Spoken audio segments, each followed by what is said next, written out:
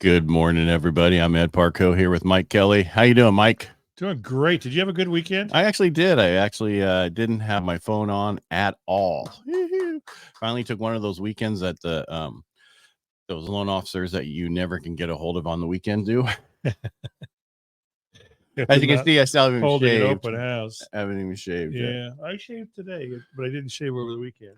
Well, I didn't realize, you look sitting there drinking my coffee at 6 o'clock because, of course, Annabelle has to start barking at like 5:15 Yeah. for no reason. And I look down, I'm like, what is today? 22nd? Oh, I got a podcast at 7 a.m. from somebody out of Australia. I can't believe we don't have any comments yet. I mean, we've been on the air for what? 50 seconds. 58 seconds. 50-50. Yeah. Inventory's going up. Yeah, I'm nationwide. Yep. Nationwide. And I don't know how it is here. You can tell we us actually have a small uptick here too. Pent up demand is still pent up. Well, that's going to be pent up for a while. Yeah, and it depends on the price range that the inventory is upticking, because then that tells you location. Mm-hmm. So my neighbor and I were talking yesterday, and he goes, "Isn't it crazy?" And he keeps up with the real estate market. He's got a rental that he wants to sell. And he goes, "Isn't it crazy that just about entry level anymore is 400,000 and above?" I said, "Yep, absolutely crazy." And you're right on. That's about entry level. Yeah, but that's the entry level, not necessarily you want to enter. No, it's not.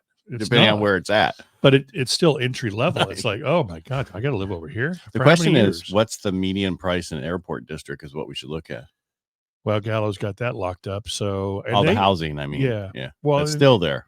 It's still there. And they pay market value. They actually pay a very good price for they're trying to pick up every one of those homes. Oh, they're going to turn everything into a parking lot.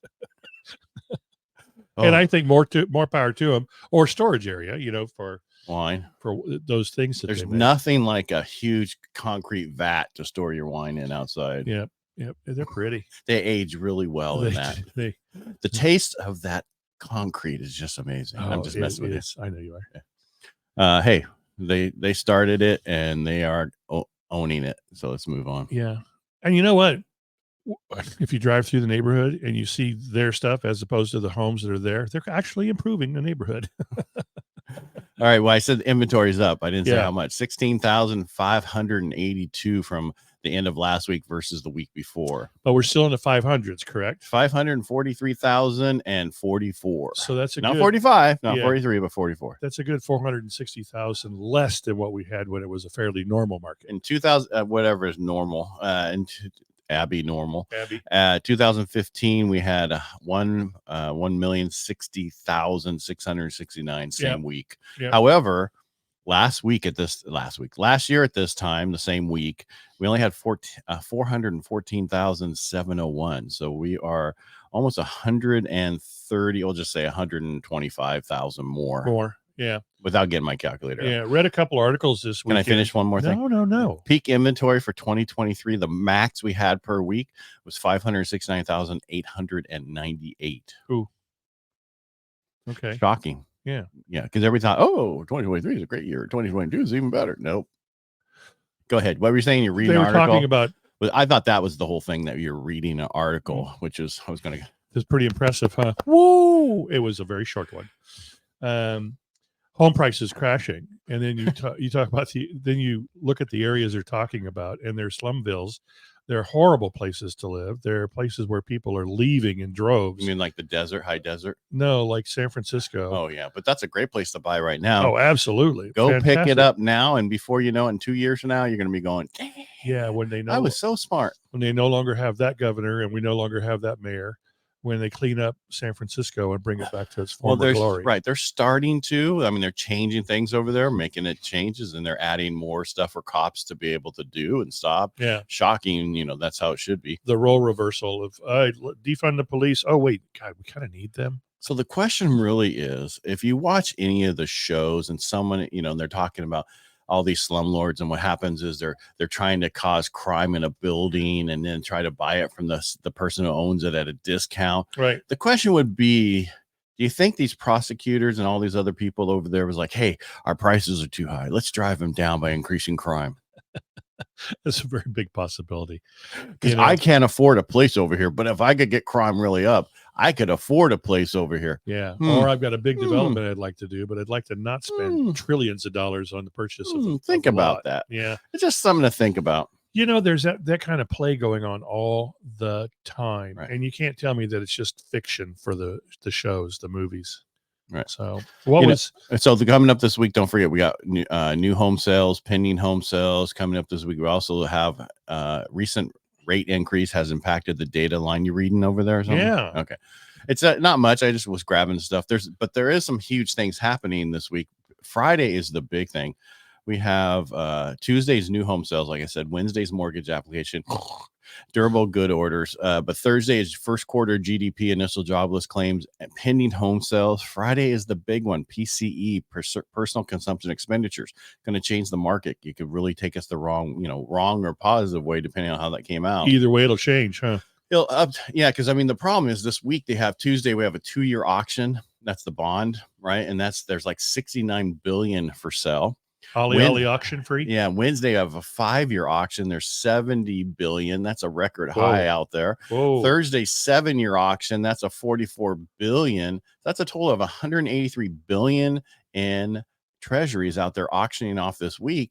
And Japan is saying, you know what? You guys are on your own. We broke. Godzilla came. Yeah, with Mothra. That actually was a good show. A good movie. Yeah. I saw that the recent one. It was actually somewhat a good show. Quarter one, much better than when I was a kid. Quarter one GDP is what I'm kind of interested in hearing about. First quarter GDP. Yeah. But wait, it's going to change by the time we get to fourth quarter read. Oh, I know. I'm talking fourth read of first quarter. Yeah. We've decided to throw out all these numbers that make it look really bad. Your car president resigned. The CEO. The CEO. He dropped down. I asked Patrick what happened. He goes, I don't know. I talked to him Friday.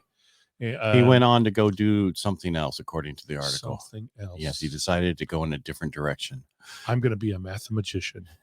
And then the CEO of Real Estate Business Services will serve as interim CEO, Deborah Ferrara.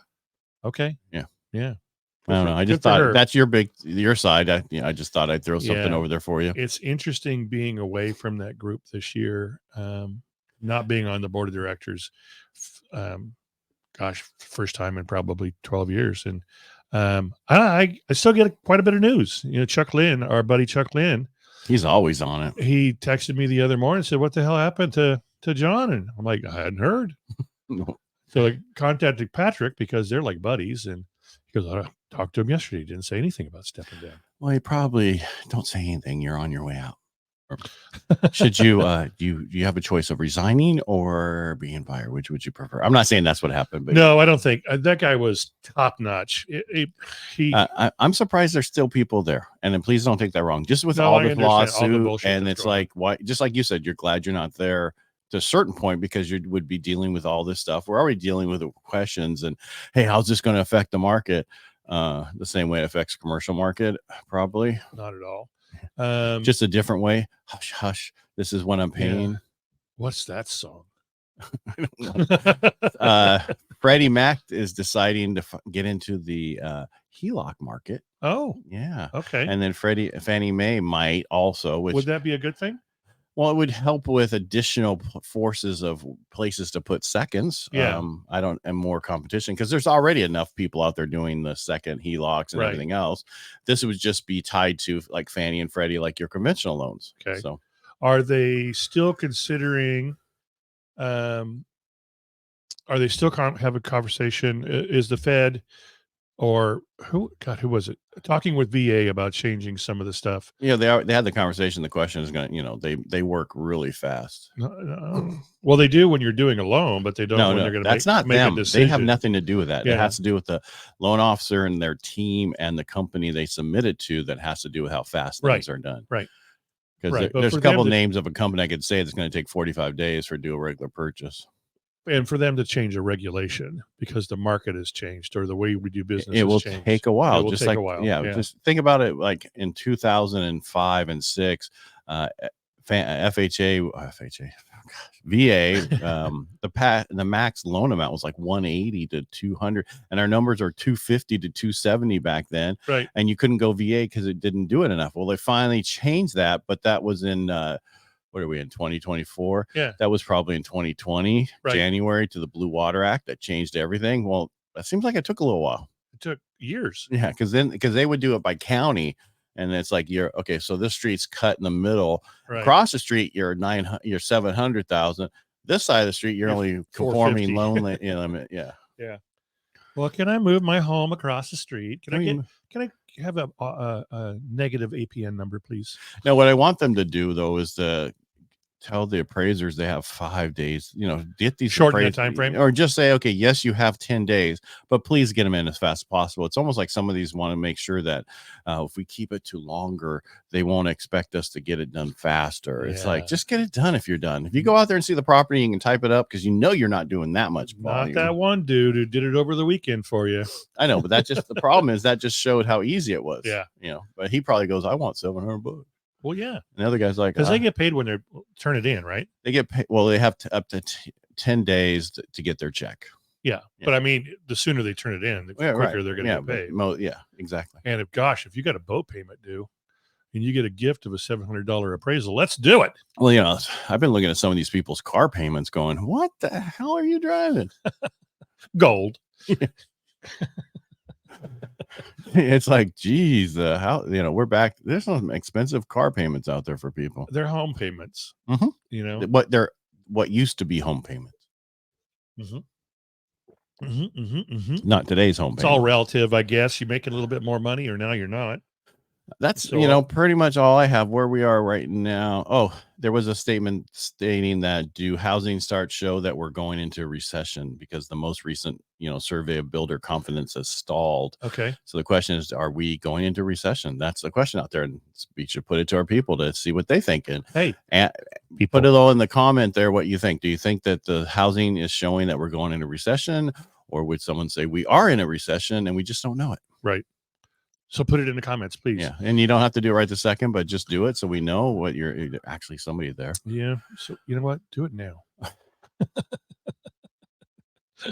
But it just there's not a ton going on right now. A lot of open houses this weekend. I actually showed a couple properties that were open, and I had a property open, and I've got 3 offers as a result of the open. So you wouldn't have gotten them without the open. No, probably would have because it's vacant. So actually, the question really is, do we really need to have open houses?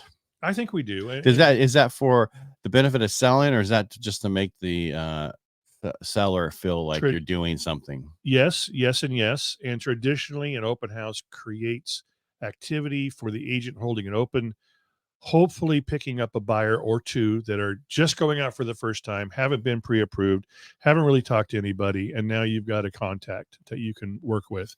And how many Very of those seldom does the open house sell the open house, but it does happen. You mean sells the house? Yeah. The open house. The open house. So the house that way open doesn't usually. Very seldom do you sell it as a result of the open house, and it does happen. But you get some potential clients for the future. My first sale ever was a house I held open for like every day of the week because I only had one listing. And they wrote me a letter from Downey, California, and sent it to me via snail mail because computers weren't a thing yet, and they bought it. Snail mail, that's funny. That's funny because your open house. I know a story of an agent who said he fell asleep watching football. Yeah, in the recliner. You know what I'm talking about. I'm not going to say his name, but it does start with an E. He tells the story. I'm like, you gotta be kidding me. Oh, it happens to all of us. Seller wakes you up. Yeah. What are you doing? Oh, I'm snoozing. I was just waiting. We had a realtor who was holding an open house, and he was a great guy, but he was a great guy because he was a hell of a drunk, and he had a cold Budweiser on his forehead, sleeping on the cold tile in the entryway, snoring. And my old broker walked in, stepped over him, looked at the entire house, stepped over him again, and left. Oh, well, that's funny, but not funny. Oh, the stories we can tell. Yes. All right. Hey, everybody, make it a great Monday. Go out there and sell 4 homes.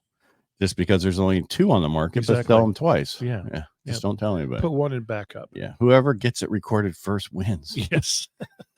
That's how the law works. Ain't that the truth? Yeah. All right. Make it a great day. Make it a Thanks great for being Monday. here. And again, thanks, Mike. Thank you. And if you like what we do here, just click on the subscribe or like, and we appreciate you. And remember, we're looking for do you think that we are going into recession because of the housing slowdown with the builders? Yeah. Anyway, make it a great day. Thanks for being here. Think on it. Not too far.